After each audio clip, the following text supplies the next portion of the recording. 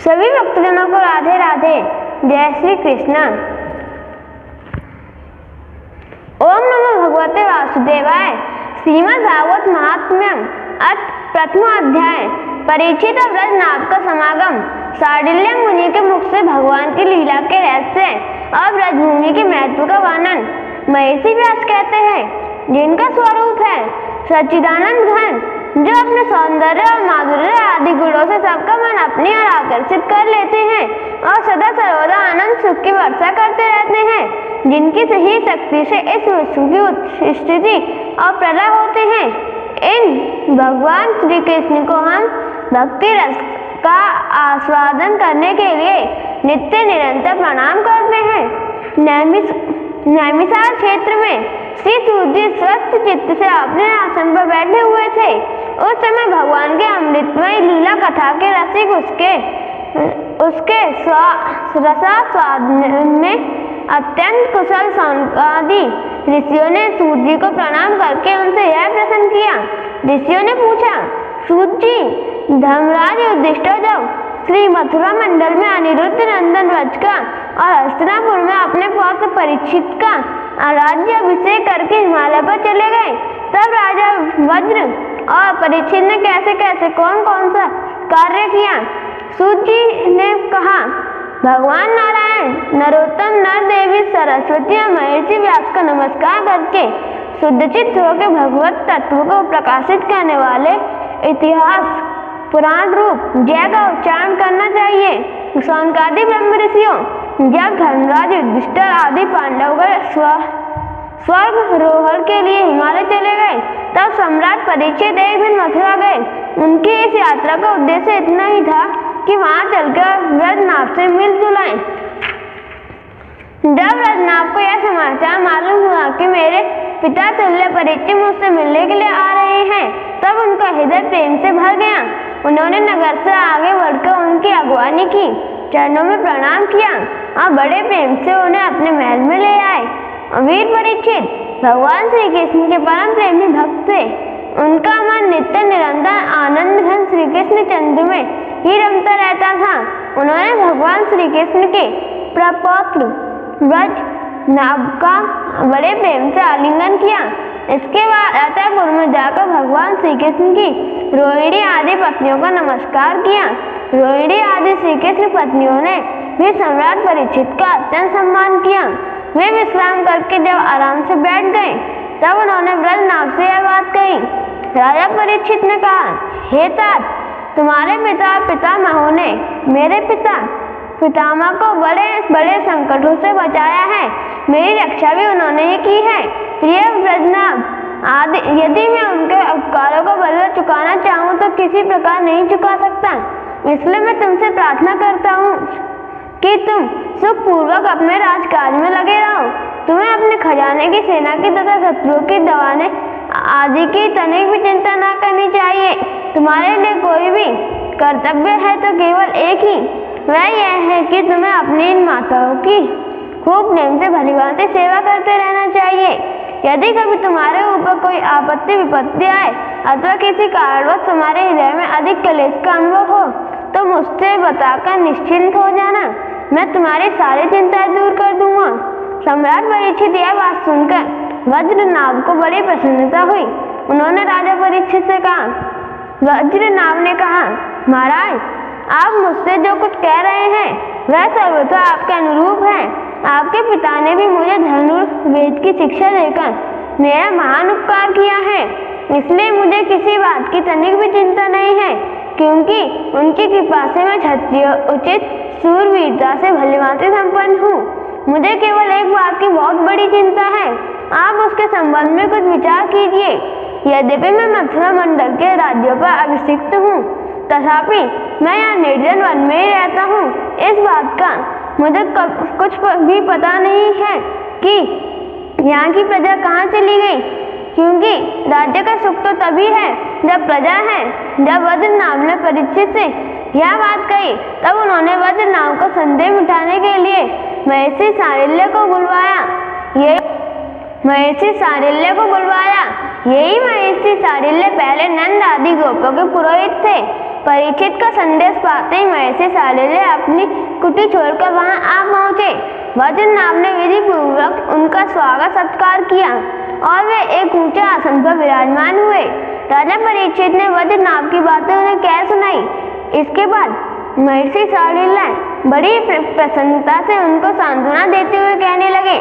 शांडिल्य जी ने कहा, प्रिय परीक्षित और वज्रनाभ, मैं तुम लोगों से ब्रजभूमि का रहस्य बतलाता हूँ। तुम दत्तचित होकर सुनो। ब्रज शब्द का अर्थ है व्याप्ति। इस वृद्ध वचन के अनुसार व्यापक होने के कारण ही इस भूमि का नाम ब्रज पड़ा है। सत्व रज तम, इन तीन गुणों से अतीत जो परम ब्रह्म है वही व्यापक है, इसलिए उसे ब्रज कहते हैं। वह सदानंद रूप परम ज्योतिर्मय और अविनाशी है। जीवन मुक्त पुरुष उसी में स्थित रहते हैं। इस परम ब्रह्म स्वरूप ब्रज धाम में नंद नंदन भगवान श्री कृष्ण का निवास है। उनका एक एक अंग सच्चिदानंद स्वरूप है। वे आत्माराम और आपात काम है। प्रेम रस में डूबे हुए रसिकजन ही उनका अनुभव करते हैं। भगवान श्री कृष्ण की आत्मा है राधिका। उनसे रमण करने के लिए कारण ही रहस्य स्वरों के मर्म के ज्ञानी पुरुष उन्हें आत्माराम कहते हैं। काम शब्द का अर्थ है कामना, अभिलाषा।